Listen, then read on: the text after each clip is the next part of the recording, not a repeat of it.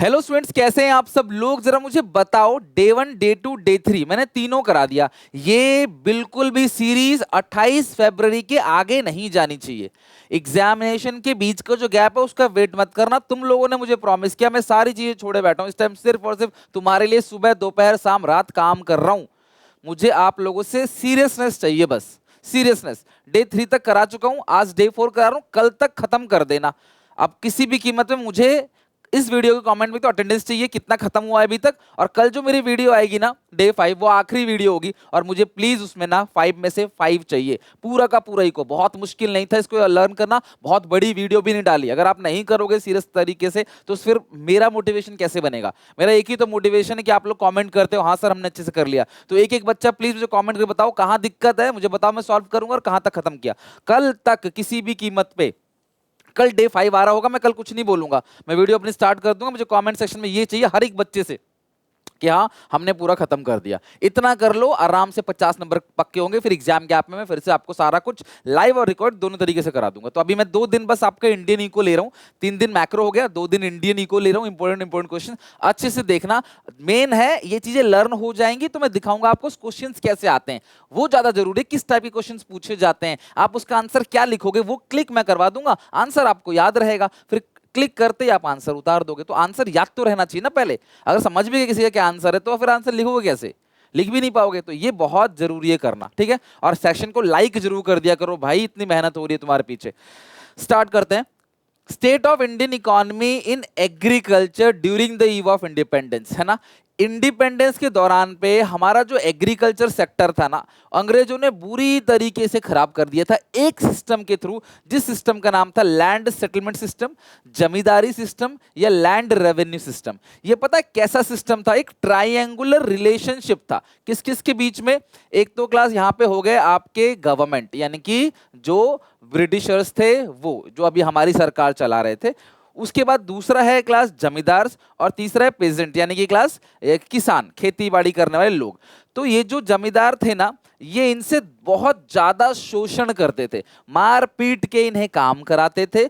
और ये बेचारे जाते थे सरकार के पास शिकायत करने, तो सरकार इनकी सुनती नहीं थी। क्यों? क्योंकि इनको मारने पीटने के लिए जमींदारों को कहा ही किसने है? सरकार ने, कि आप जितना काम करा सको कराओ। यहाँ के इनके पूरे घर वाले, पूरे परिवार दिन रात मेहनत करते थे, काम करते थे जमींदारी के बेसिस पे, और जमींदार को पैसा मिलता था, वो उससे इनको लगान भरता था, टैक्स वसूलता था। यकीन मानो बहुत बुरी परिस्थिति हो गई थी जमींदारी सिस्टम के अंदर, किसानों को बहुत ज्यादा लूटा गया था। ये आप देख सकते हो क्लास, जमींदार किस तरीके से किसानों को लूटते थे, जिंदगी भर के लिए इनको कर्जदार बना देते थे, इनके बच्चे बच्चे भी इनका कर्जा उतार नहीं पाते थे। इस तरीके से जमींदारी सिस्टम में इन्होंने क्या किया? हमारा एग्रीकल्चर सेक्टर पूरी तरीके से खराब कर दिया।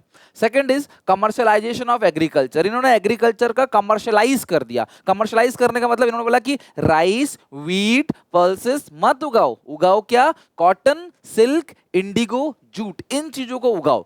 These are called cash crop, right. आप फूड क्रॉप मत उगाओ, राइस व्हीट मत उगाओ, कैश क्रॉप उगाओ, हम आपको ज्यादा पैसे देंगे। कपास की खेती करो, हम आपको ज्यादा पैसे देंगे। नील की खेती करो, हम आपको ज्यादा पैसे देंगे, राइट। हम आपको ज्यादा पैसे देंगे और उस पैसे से फिर आप मार्केट में जाके सामान खरीद सकते हो। किसानों को डबल नुकसान हुआ। एक तो उस पैसे, जो पैसे मिलते थे फोर्स करके, उस पैसे से ये लोग दूर दूर जाके, अभी आज जैसा तो मार्केट है नहीं, गली गली मार्केट लग रही है, मंडी लग रही है, जगह जगह दूर दूर जाते थे, फिर अपना अनाज लेके आते थे, तो उनको और दिक्कत होने लगी।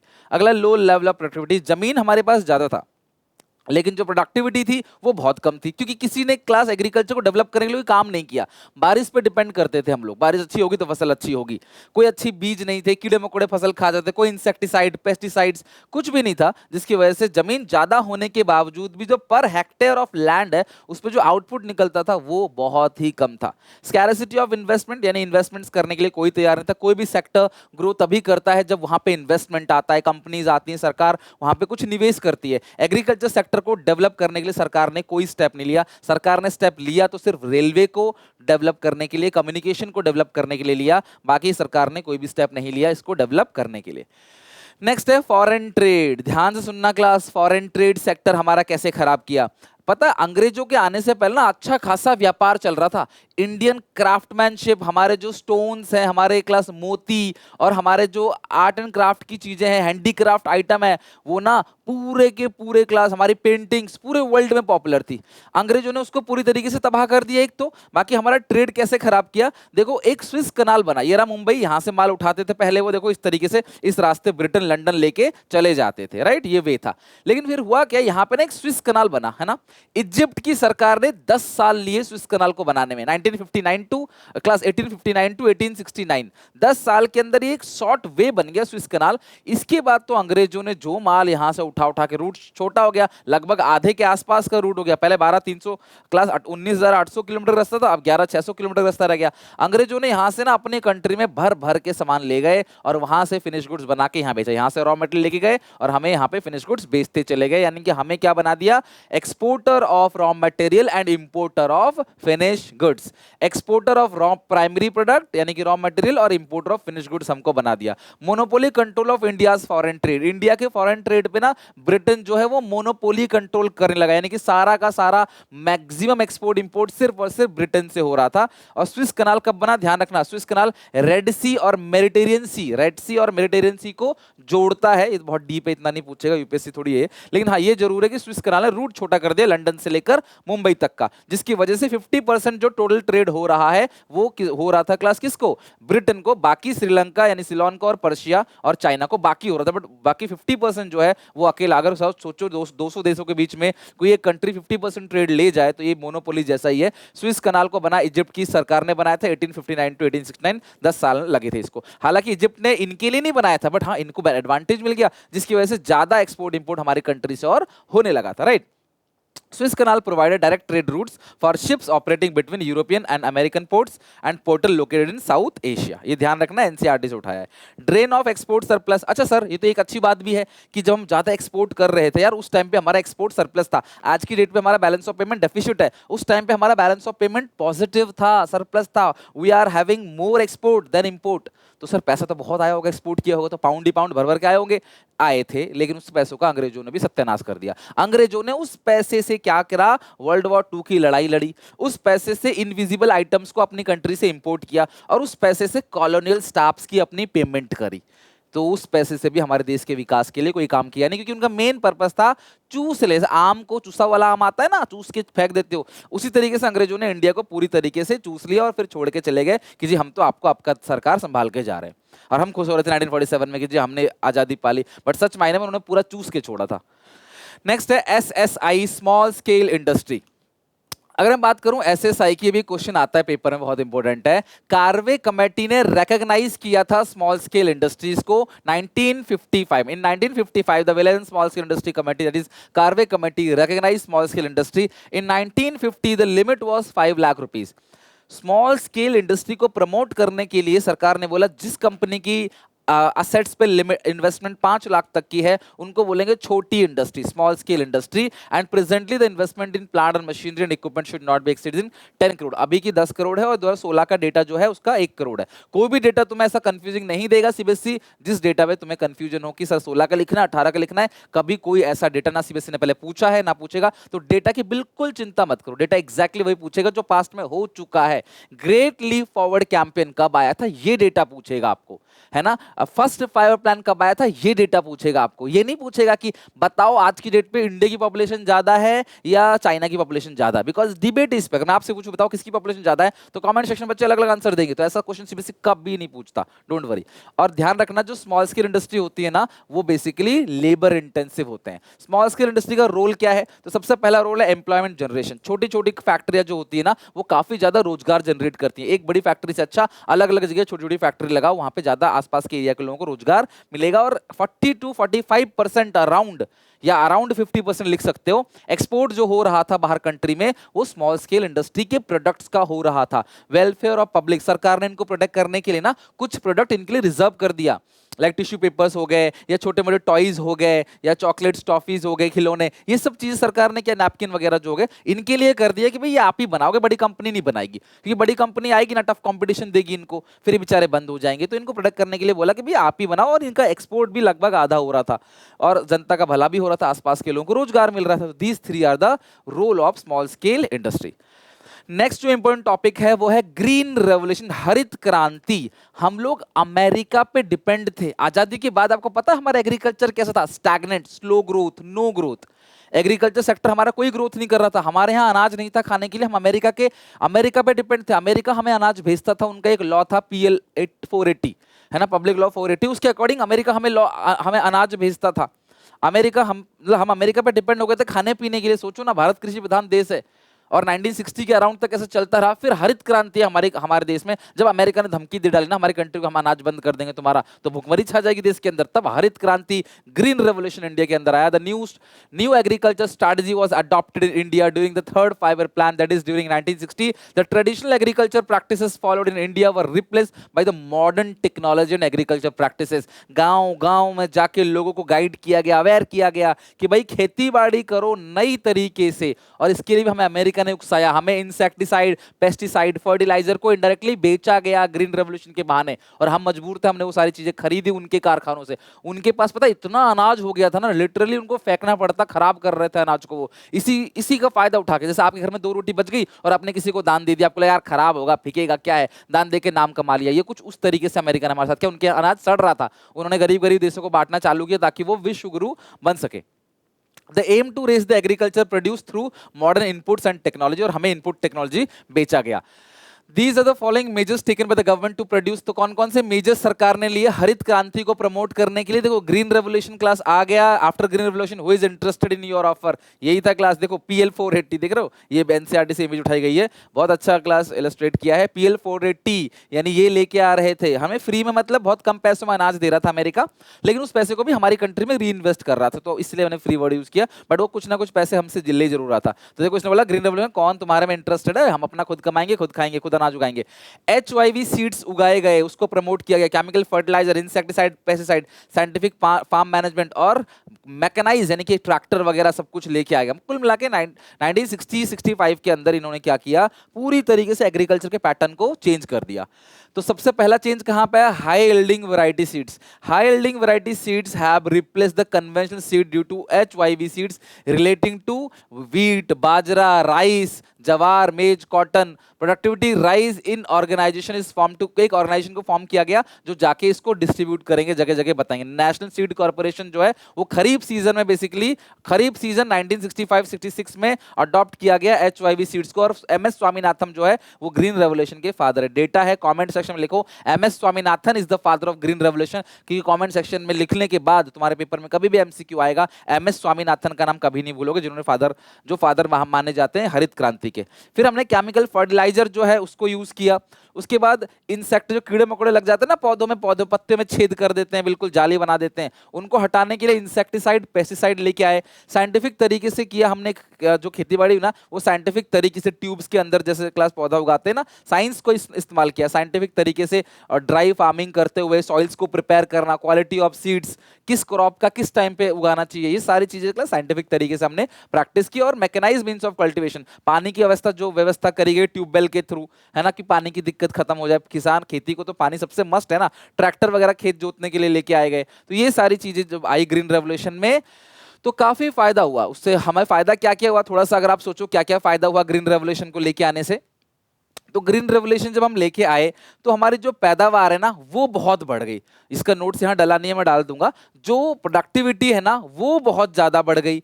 सामान के प्राइसेस कम होने लगे, लो इनकम ग्रुप को ज्यादा बेनिफिट होने लगा, जो गरीब लोग थे ना, क्योंकि उनको सामान देखो सप्लाई बढ़ी, सरकार ने बफर स्टॉक मेंटेन किया, किसानों को फायदा हुआ। जब सप्लाई बढ़ी तो प्राइस कम हुआ, तो गरीब गरीब लोगों को भी क्या हुआ, फायदा हुआ, और ज्यादा आउटपुट बनाने लगे। और इतना आउटपुट बनाने लगे कि हम लोग खुद की कंजप्शन के बाद मार्केट में उसको बेचने भी लगे। Market surplus. ठीक है, ग्रीन रेवोल्यूशन से क्लास क्या हुआ, मार्केट सरप्लस पैदा हुआ, यानी कि जो भी हम एक्स्ट्रा अनाज उगा रहे थे अपने लिए तो कंज्यूम कर रहे थे, लेकिन साथ में उसको मार्केट में हम बेच भी रहे थे।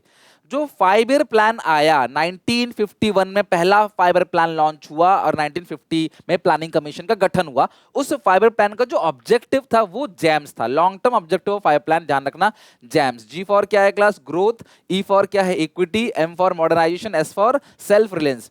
जो 5 ईयर प्लान आया उसका जो सबसे पहला मोटो था वो था ग्रोथ, कि हम तरक्की करें। अगर हमारा देश तरक्की करेगा तो हमारे देश के लोग भी अपने आप तरक्की कर जाएंगे। जहां मैं रहता हूं वहां पे इंश्योरेंस कंपनीज, बैंक, वहां पे मेट्रो, वहां पे एयरपोर्ट, रेलवे स्टेशन, पक्की सड़क, बिजली पानी की व्यवस्था अगर हो जाए तो शायद मैं इस एरिया में ज्यादा कमा सकता हूं रेदर देन जिस एरिया में क्लास ना बिजली पानी है, ना सड़क है, ना कम्युनिकेशन का कोई माध्यम है, ना कोई ट्रांसपोर्टेशन का सही माध्यम है, उस एरिया में रहूंगा तो मैं पैसे कहां से कमा पाऊंगा। तो अगर हमारा देश ही तरक्की करेगा, देश की जीडीपी बढ़ेगी, तो देश के लोग अपने आप तरक्की करेंगे। यह है पहला पॉइंट, ग्रोथ। तो सरकार ने कहा भैया हम तरक्की करेंगे, हमारा देश तरक्की करेगा तभी देश के लोग भी तरक्की करेंगे। फिर है इक्विटी, अमीर गरीब के बीच का फासला खत्म करना। हमारे देश में आज भी अमीरों की कमी नहीं है, लेकिन गरीबों की बहुत ज्यादा तादाद हमारे देश में रहती है। तो अब अमीर गरीब के बीच, जो अमीर होते जा रहे हैं वो ईयर आफ्टर ईयर बहुत अमीर होते चले जा रहे हैं, जो गरीब है वो और गरीब होते चले जा रहे हैं। तो अमीर गरीब के बीच का जो फासला है ना, उसको खत्म कैसे किया जाएगा, इक्विटी के थ्रू।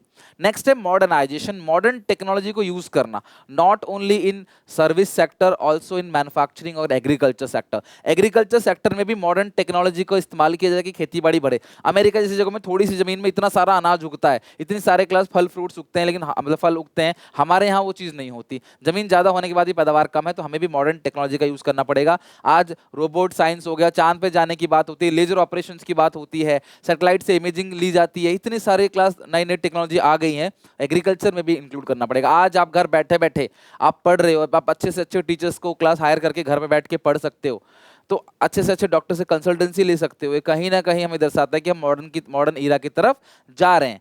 अगला है सेल्फ रिलायंस, आत्मनिर्भर, किसी और पे डिपेंड नहीं रहना है। अनाज ऐसा उगाना है कि हम उसकी पूर्ति हमारे देश में हो सके, हमें बाहर जो है वो बाहर से इंपोर्ट ना करना पड़े। तो ये 4 मेन ऑब्जेक्टिव थे लॉन्ग टर्म 5 ईयर प्लान के, GEMS, growth, equity, moderation and self reliance. Next है ह्यूमन कैपिटल फॉर्मेशन। जो ह्यूमन कैपिटल फॉर्मेशन है, यानी कि जो आपका टैलेंट है, आपका स्किल्स है, आपकी एबिलिटी, जिसे आप हेल्थ और एजुकेशन से बनाते हो, उसका फायदा क्या होगा। तो सबसे पहला, ह्यूमन कैपिटल फॉर्मेशन एफिशिएंसी और प्रोडक्टिविटी बढ़ाता है फिजिकल कैपिटल की। यानी कि अगर मैं अच्छा पायलट हूं तो मैं जहाज की अच्छे से केयर कर पाऊंगा, अगर मैं अच्छा ड्राइवर हूं तो मैं गाड़ी की केयर अच्छे से कर पाऊंगा। मेरी बात समझ रहे हो। तो यानी कि फिजिकल कैपिटल की केयर अच्छे से हो जाएगी अगर ह्यूमन कैपिटल अच्छा है तो। अगला है bring positive change in the work environment. जब एक टैलेंटेड पर्सन, एक क्लास सेल्फ मेड पर्सन हमेशा पॉजिटिव रहता है, वो डरता नहीं है, नेगेटिव नहीं फील करता, वो चैलेंजेस को एक्सेप्ट करने में रेडी रहता है और अपने एनवायरनमेंट को हमेशा एक पॉजिटिव साइन लेके चलता है। इक्विटी एंड पार्टिसिपेशन, देखो अगर ह्यूमन कैपिटल है ना तो सोसाइटी में इक्विटी बना रहेगा, हर इंसान अच्छा कमाएगा, कोई सब्सिडी पे डिपेंड नहीं करेगा और हर एक एक्टिविटी में, सोशल एक्टिविटी के अंदर, इकोनॉमिकल एक्टिविटी के अंदर हर कोई पार्टिसिपेट करेगा। अच्छे स्कूल में हर कोई अपने बच्चों को अच्छे स्कूल में पढ़ा पाएगा, अच्छी क्लास फैसिलिटीज दे पाएगा, हवाई यात्रा ले पाएगा हर कोई। तो ये सारी चीजें इक्विटी और पार्टिसिपेशन प्रोवाइड करती है सोसाइटी के अंदर। इन्वेंशंस, इनोवेशंस, टेक्नोलॉजिकल एडवांसेस, अगर ह्यूमन कैपिटल है ना, अगर आपका टैलेंट है, आपका स्किल्स है, तो आपको इस लायक बनाता है कि आप रिसर्च करो, डेवलप करो, नई नई चीजों का इन्वेंशन करो या पुरानी चीजों में इनोवेशन करो। और ऑब्वियसली क्लास पढ़ोगे, लिखोगे, मेहनत करोगे, कुछ टैलेंट डेवलप करोगे, स्किल्स अपने अंदर लेके आओगे, तो आपका स्टैंडर्ड ऑफ लिविंग भी बढ़ेगा, आप अच्छे से रह पाओगे समाज के अंदर और अच्छा पैसा भी कमा पाओगे। और पॉपुलेशन ग्रोथ को भी देखा गया है कि जो एजुकेटेड स्टेट्स रहते हैं उनका जो पॉपुलेशन ग्रोथ है वो ठीक ठाक रहता है, तेजी से पॉपुलेशन को नहीं बढ़ाते। और मेल और फीमेल के बीच का जो भेदभाव है वो भी वहां पे ना के बराबर होता है, वहां पे फीमेल की रेशियो इवन आपको ज्यादा या बराबर मिलेंगी मेल की रेशियो से। पर 1000 मेल पे कितनी फीमेल है, इसी को बोलते हैं क्लास जो मेल फीमेल रेशियो होता है ना। मान लो पर 1000 पे 930 940 के अराउंड हमारे यहाँ पे है, यूपी के अंदर और कम होगा या फिर बिहार में और कम होगा। अब ये केरला में जो है वो ज्यादा है। सो ज्यादा क्यों है केरला के अंदर, क्योंकि भैया वहां पे पढ़े लिखे लोग ज्यादा हैं। ओके, नेक्स्ट ये क्लास पॉइंट लिखा हुआ है, सारे के सारे पॉइंट्स देखो वही है। Control population growth, it has been observe that educated person have small families compare to uneducated families. मैं अपने कंट्री की बात कर रहा हूँ, हमारे कंट्री में प्रॉब्लम है क्लास पॉपुलेशन का, जहां जाओ वहां भीड़, स्कूल में भीड़, हॉस्पिटल में भीड़, कॉलेज के अंदर भीड़, मेट्रो में भीड़, एयरपोर्ट में भीड़, बस में भीड़, सब जगह भीड़ है हमारे कंट्री में। तो अब इससे मत बोलना कि क्रिस्टियानो रोनाल्डो की सर फैमिली को देख लो, ये देख लो, बड़ी फैमिलीज हैं भैया, एक्सेप्शन है, कहाँ से किससे कंपेयर कर रहे हो। तो भैया यहाँ पे बात हो रही है इंडिया की, तो आम तौर पे हम लोग अपनी कंट्री की बात कर रहे हैं। हमारे कंट्री में पॉपुलेशन ज्यादा है, रिसोर्सेज कम है, लैंड हमारे पास कम है, लेकिन जो पॉपुलेशन है वो बहुत ज्यादा है, वो एक इशू है। अनएजुकेटेड पीपल जो है वो बहुत ज्यादा है, गरीबी देश के अंदर है, करप्शन भर भर के हमारी कंट्री में, 100 रुपए वहां से निकलता है, 5 रुपए यहाँ पहुंचता है ग्राउंड लेवल पे। तो control of population growth, it has been observed that educated person have small families as compared to uneducated persons, uneducated families, or spread of education is only the way to reduce the growth of population. It has been seen in Kerala and highly educated state having female to male ratio 0.99. The ratio is 1 point higher than 0.99. The ratio is 1084, 1084 female है 1000 mail के लिए, और वहां पे जो है वो हत्याएं उनकी नहीं होती हैं। नेक्स्ट है फॉरेन ट्रेड।